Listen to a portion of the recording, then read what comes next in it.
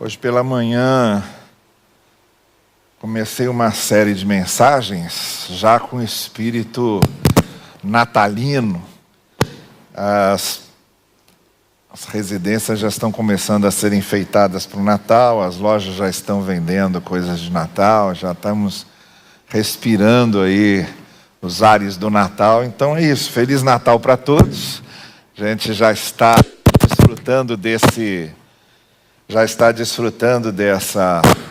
desse ambiente.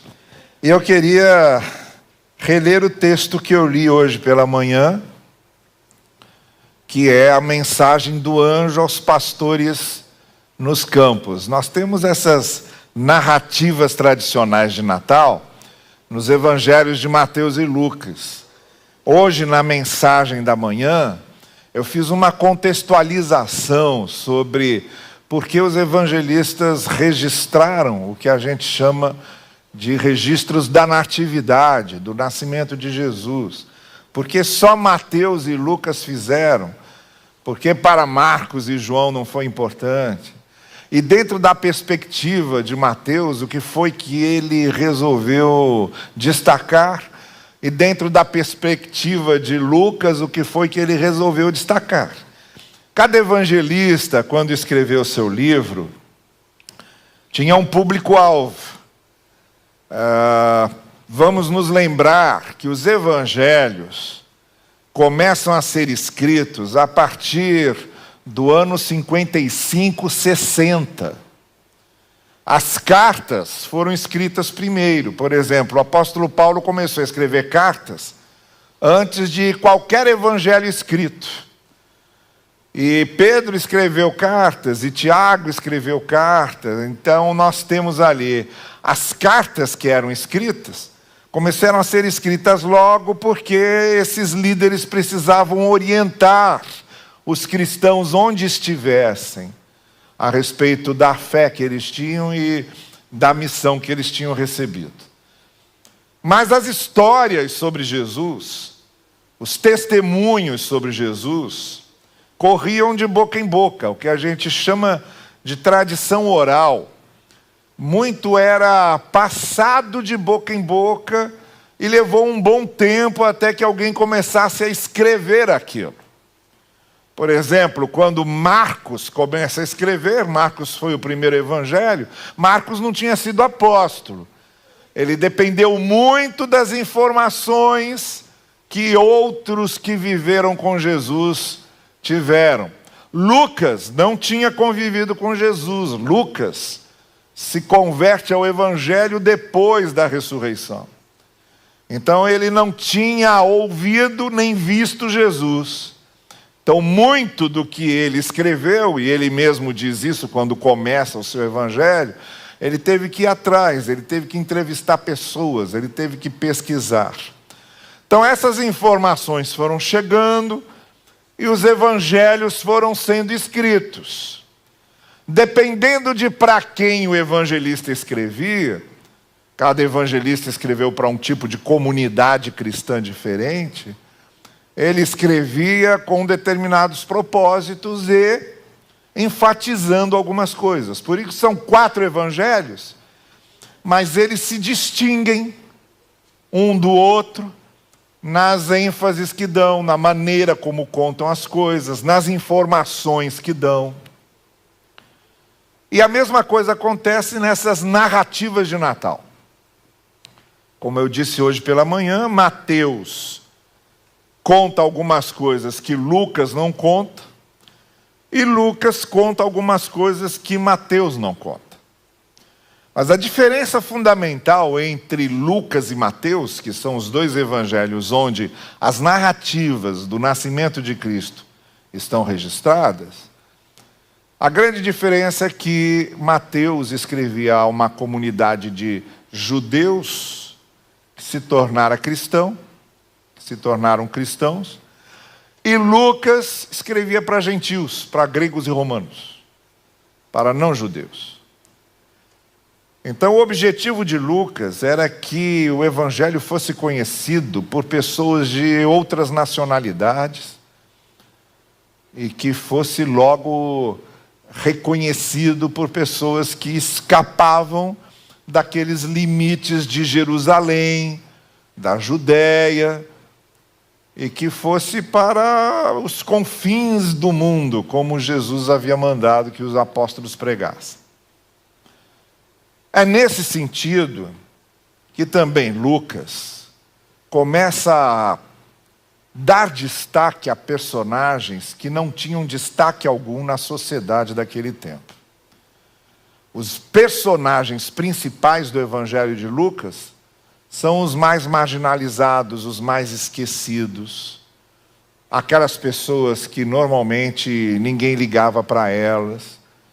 Então, por exemplo, em Lucas, quando o fariseu entra no templo para cultuar, e entra o publicano ou o cobrador de impostos, que era uma pessoa detestada, a oração que Deus ouve e o culto que Deus recebe é a do publicano, não é a do fariseu, não é a do líder religioso, não é a daquela pessoa que era vista como uma autoridade divina, como um porta-voz de Deus.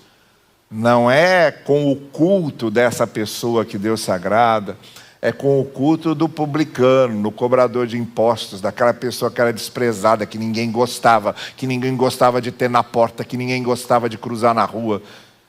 O desprezado. Esse é a oração, esse é o culto que Deus ouve. O coração que se quebranta diante de Deus não é o do fariseu, é o do marginalizado, é o do esquecido, é o do que é detestado pelas pessoas. É esse tipo de coisa que Lucas faz muito. É esse tipo de personagem que Lucas evidencia. Então, nessa narrativa muito conhecida de Lucas, a respeito do nascimento de Cristo, os personagens principais são os pastores de rebanhos que estão no interior de Belém, na área rural de Belém, afastados, longe dos grandes centros, longe do templo de Jerusalém. Os pastores de rebanhos eram pessoas não muito valorizadas pela sociedade, eram vistos como gente matuta, gente caipira, gente do interior. Mas é justamente para eles que o anjo aparece para falar que Jesus tinha nascido. E o texto que eu usei, eu estou usando para essa série, é justamente o conteúdo da palavra do anjo. O anjo aparece e diz a eles, em Lucas capítulo 2, a partir do verso 10.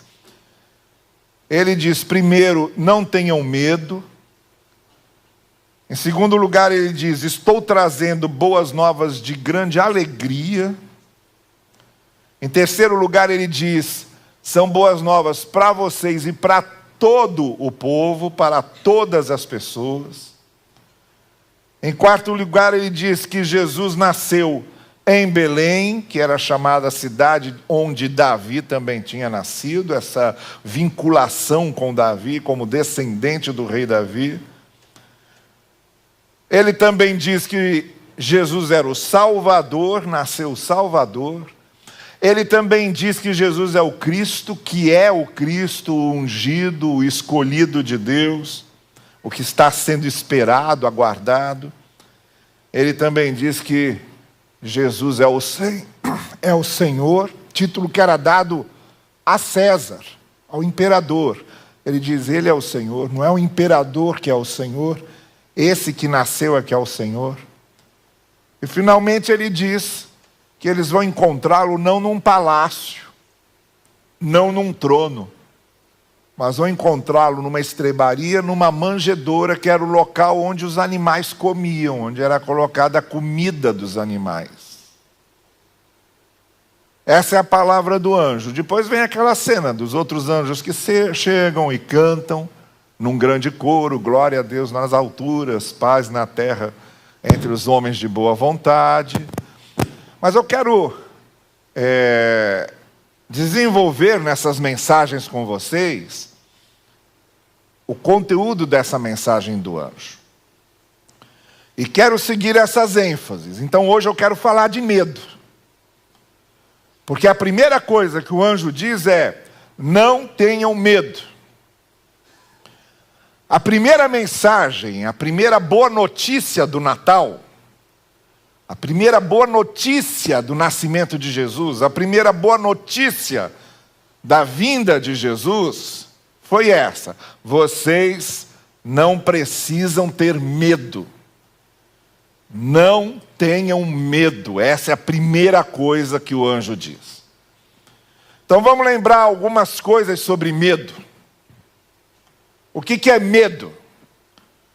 E quando é que a pessoa está sentindo medo? Já ia responder lá. E quando é que a pessoa já está sentindo medo? Fala, pode falar, deixa lá. O que é medo? E você tem medo do quê? Ah, então. Então tá igual todo mundo aqui, né? Não tem diferença nenhuma aqui, ó. Aqui todo mundo tem medo de morrer. Mas é aí que a gente começa a ver o seguinte.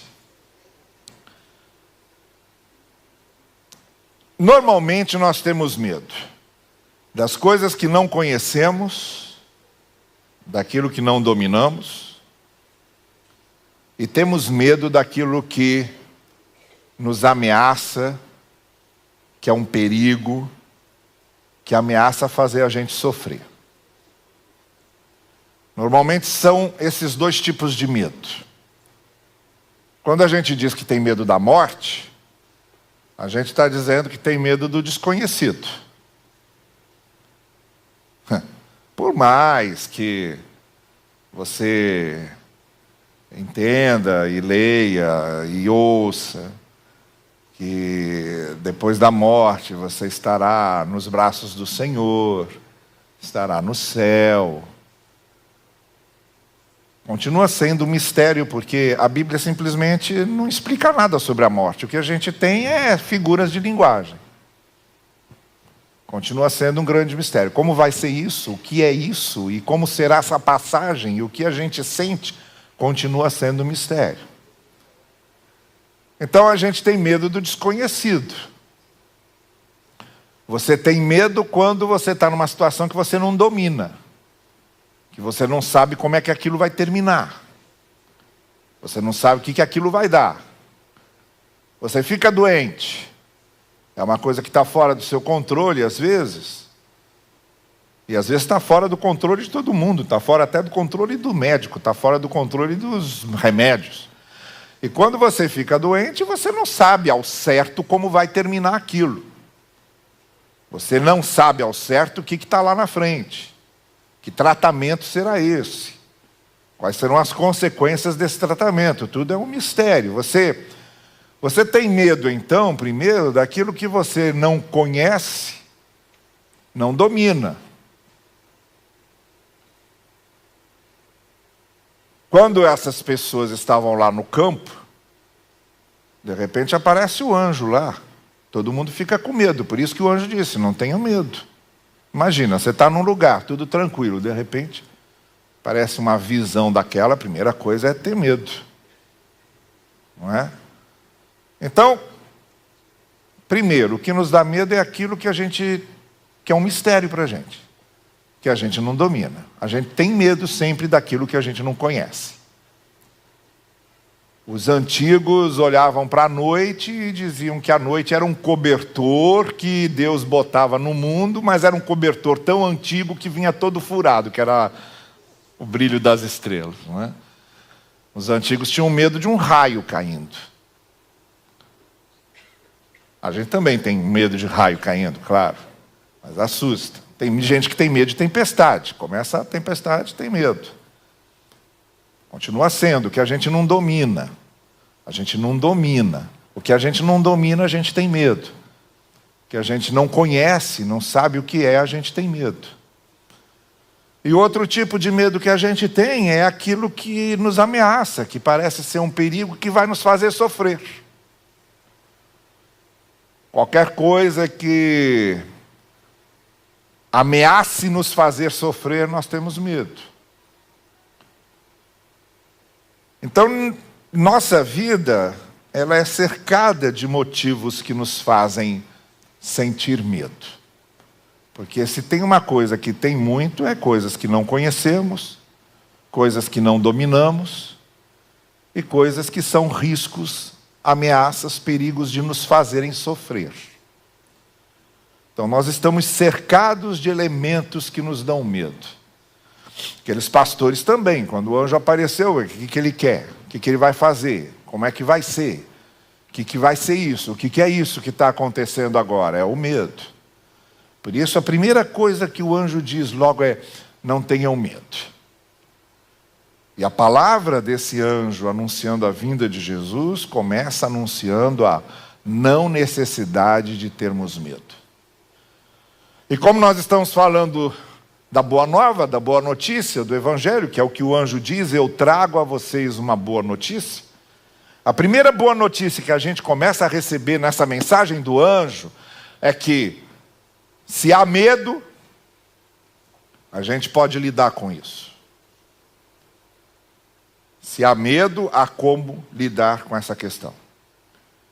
E nessa própria mensagem do que Jesus Cristo viria a ser, que a mensagem do Natal é justamente a mensagem da vinda de Cristo, do nascimento de Cristo entre nós, do Deus conosco. Há três coisas sobre medo e sobre como lidar com o medo que nós devemos levar a sério. Agora, eu quero só abrir um parêntese. Eu estou até agora falando sobre o medo normal, o medo que todo mundo tem. Mas é claro que também existe o que é o medo doentio, que é a fobia.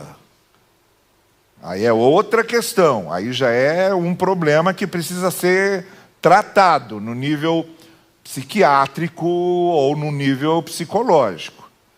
Há certas fobias que nós temos que nos paralisam. A síndrome do pânico também é um problema que precisa ser tratado com um médico, precisa ser tratado com um psiquiatra, precisa ser tratado com um psicólogo. Então não é desses medos que estamos falando, dessas fobias, que são medos doentios. Nós estamos falando desse medo normal que todo mundo tem. Quando se vê diante de um perigo, de uma ameaça, quando se vê diante do desconhecido, quando se vê diante do que não podemos dominar, quando nos vemos diante daquilo que pode nos fazer sofrer. No que se refere a isso, quando os anjos aparecem e dizem, não tenham medo, estavam se referindo ao nascimento de Jesus. Nós podemos dizer aqui pelo menos três coisas que o Evangelho nos dá e com o que o Evangelho nos capacita para enfrentarmos situações de medo, situações de insegurança, situações em que nós temos medo de sofrer. A primeira coisa que o anjo está dizendo quando lhe diz, não tenham medo, Jesus nasceu, é que nós já não estamos sozinhos. Para lidar com os medos da vida, para lidar com essas situações que dão medo na vida, a primeira coisa que a gente precisa lembrar é que nós não estamos sozinhos. E é exatamente o que a gente vê naquele episódio da tempestade no mar, no lago da Galileia, e o barco sendo jogado de um lado para o outro, e Jesus exausto, muito cansado, esgotado de tudo que ele estava fazendo, ele desmaia no barco. Ele apaga completamente, ele dorme. E os discípulos ali temendo, com medo da tempestade. E quando Jesus acorda, ele diz, por que é que vocês estão com medo? Que, em outras palavras, ele estava dizendo aos discípulos, não precisam ter medo porque eu estou aqui. Não precisam ter medo porque meu Pai está nos guardando. Vocês não estão sozinhos no barco. Tem tempestade? Tem. Tem vento? Tem. Tem ondas? Tem. Mas vocês não estão sozinhos. Eu estou aqui com vocês. Então a primeira coisa que nos ajuda a enfrentar situações de medo, de insegurança, é nos lembrarmos que não estamos sozinhos. Isso significa que na vida nós vamos enfrentar certas situações muito difíceis, mas também significa que Jesus está conosco, passando conosco essa situação. Que Jesus vai segurando na nossa mão e nos fortalecendo, nos animando, reforçando a nossa confiança. E o que nos ajuda muito a enfrentar situações de medo e de insegurança é sabermos que Ele está conosco. Por isso, quando Ele deu a missão aos discípulos, Ele fez questão de dizer: eu estarei com vocês até o fim dos tempos. Não tenham medo. Vai ser difícil? Vai. Como foi? Eles foram perseguidos, eles foram presos, alguns foram mortos. Vai ser difícil? Vai ser difícil. Mas eu estou com vocês para enfrentar tudo isso. Vocês não estarão sozinhos. Então essa é a primeira coisa que o anjo está dizendo lá. Olha, não tenham medo. Eu estou falando da vinda de Cristo. Eu estou falando que Cristo veio. Eu estou dizendo que Ele nasceu. Eu estou dizendo que Ele está com vocês aqui. Não tenham medo.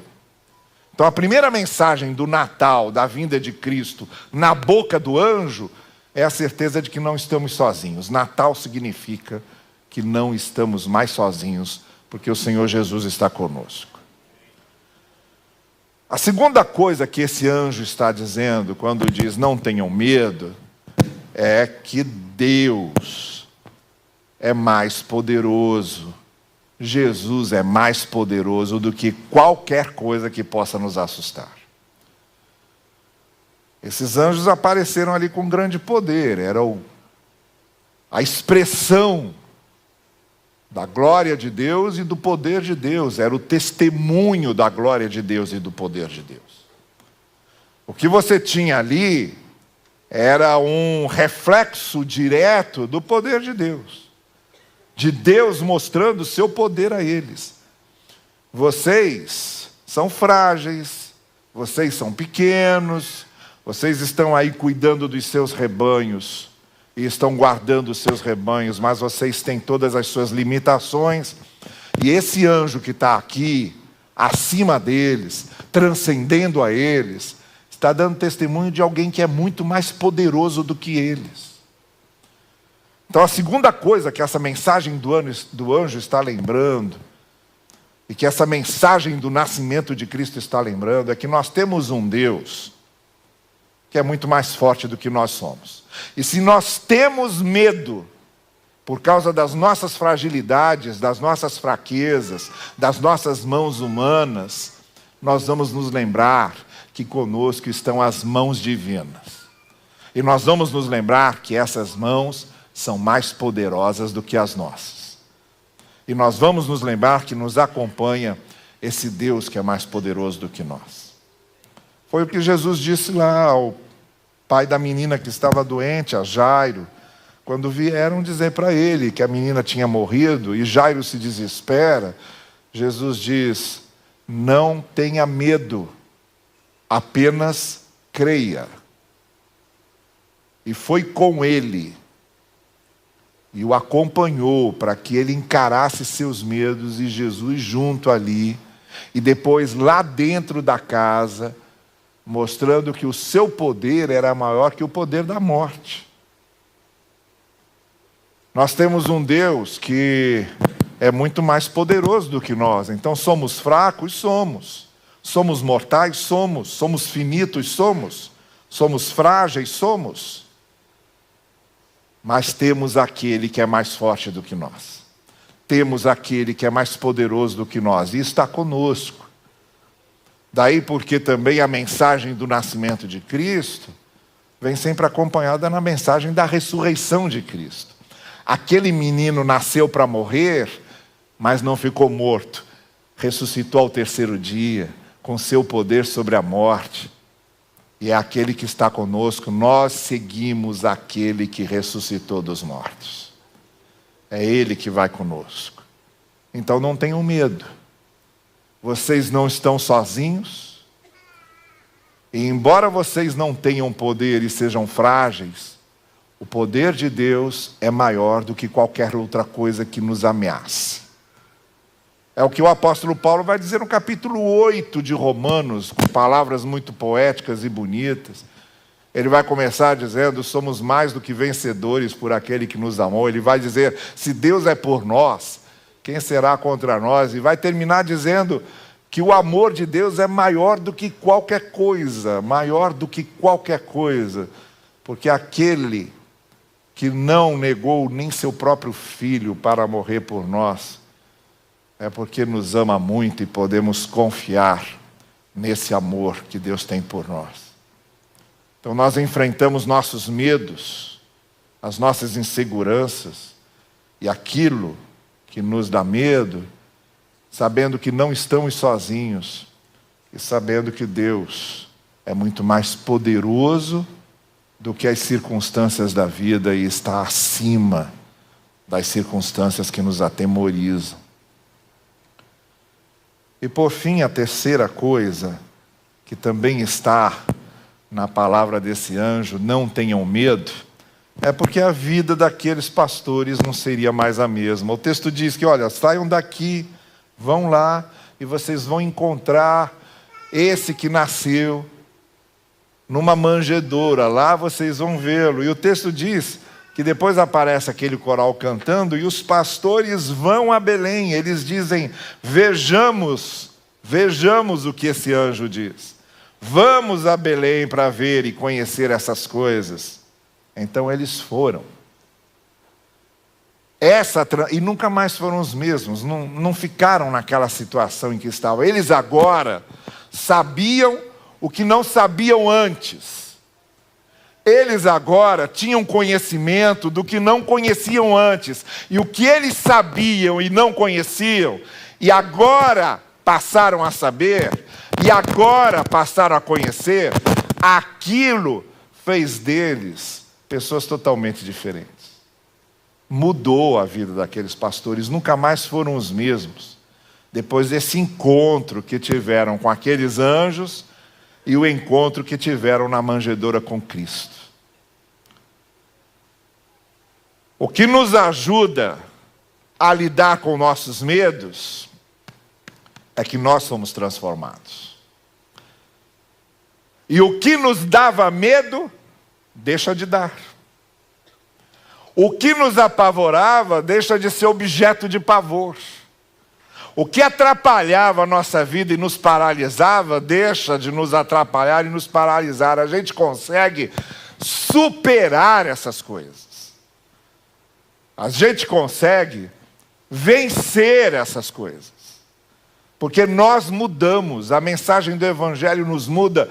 E a nossa maneira de ver as coisas, e a nossa maneira de compreender as coisas, ela vai ser mudada pela força do Evangelho, de maneira que isso vai nos trazer um sentimento de segurança interior, que vem desse conhecimento do que não conhecíamos, e que vai mudar a nossa vida. Por exemplo, o conhecimento de que somos amados por Deus. Olha, quando nós descobrimos o sentido e o significado do que é ser amado por Deus, quando nós nos sentimos amados por Deus, quando nós experimentamos essa condição de ser amado por Deus, a visão muda. Por exemplo, certos complexos que a gente tem são naturalmente vencidos.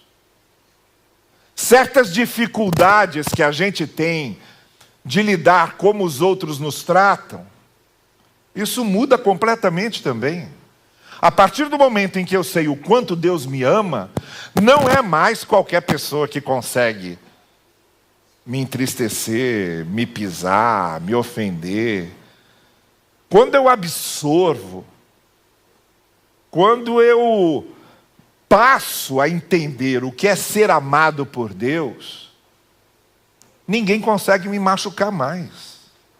Quando eu passo a entender o que é ser amado por Deus, eu consigo vencer o desprezo dos outros. Eu consigo vencer a perseguição dos outros. Eu consigo vencer o que as pessoas fazem contra mim. Eu fico impressionado como certas pessoas se desequilibram, se destemperam completamente diante de certas situações. E eu vejo como o conhecimento do amor de Deus e a certeza de que Deus nos ama, nos capacita para lidar com essas coisas que muitas vezes nos fazem desmoronar. E a gente não desmorona mais, porque nós sabemos que fomos transformados pelo amor de Deus. É isso que esse anjo está dizendo àqueles pastores, e isso muda a vida daqueles pastores. Eles saem de lá e vão para outro lugar, eles vão experimentar outras coisas, vão viver uma outra vida, porque agora eles estão tomados por essa certeza de que Cristo, o Cristo, veio a eles, de que Jesus nasceu para eles, de que Deus os ama e demonstrou o seu amor através de Cristo. Essa era a boa nova, essa era a boa notícia. Quando esse anjo diz, eu vim trazer a vocês uma boa notícia, ele está falando das coisas que a gente não sabe e começa a saber. Das coisas que o Evangelho nos traz e coloca diante de nós e que são transformadoras. Nessa questão do medo, há muitas inseguranças e muitos medos que nós conseguimos vencer e superar pelo natural conhecimento do quanto Deus nos ama. E aí a gente começa a ser capaz de perdoar. Começamos a ser capazes de vencer a mágoa. Começamos a ser capazes de superar o ressentimento. Somos capazes de estender a mão, mesmo àquele que nos fez sofrer e que nos prejudicou. Somos capazes de orar pelo inimigo. E isso vem dessa experiência profunda com o amor de Deus que nos tira o medo e que nos tira a insegurança. Então é em cima dessas três coisas que essa mensagem do anjo faz com que nós nos tornemos pessoas que enfrentam seus medos, que superam seus medos e que, em vez de serem dominados por seus medos, dominam seus medos. Que a primeira coisa é nos lembrarmos, não estamos sozinhos. Diz o Evangelho de João, a palavra se fez carne e habitou entre nós. Nós não estamos sozinhos. Você não está sozinho. Os salmos dizem isso a torto e a direito. Não me sinto mais só. A segunda coisa da mensagem do anjo é nos lembrarmos que Deus é mais poderoso do que aquilo que nos assusta. Deus é mais poderoso do que aquilo que nos tira a paz. Deus é mais poderoso do que aquilo que nos amedronta. E é firmados nessa certeza de que as mãos de Deus são mais poderosas do que as nossas, que nós enfrentamos nossos medos e enfrentamos nossas inseguranças. E a terceira coisa é essa transformação, que é a descoberta do amor de Deus, a descoberta de que Jesus veio por nossa causa, a descoberta de que o Cristo está conosco, faz em nós para nos transformar. Porque preste bem atenção nisso. O Evangelho não acaba com as tempestades do lado de fora, antes de primeiro acabar com as suas tempestades do lado de dentro. O Evangelho não transforma os outros, ele transforma você para você ser capaz de conviver com os outros. O Evangelho não transforma o mundo, ele transforma você para você poder enfrentar o mundo e para você poder vencer o mundo. O Evangelho começa sempre trabalhando na gente, como começou a trabalhar com aqueles pastores. O Natal, o sentido do Natal, começa na gente, no nosso coração, naquilo que experimentamos. E é isso que faz a gente capaz de vencer aquilo que nos atemoriza e aquilo que nos faz temer. É nessa grande mensagem de conforto e de consolo que o Evangelho veio na boca daquele anjo. E o que aquele anjo disse aos pastores chega a nós hoje através de Lucas, a mim e a você.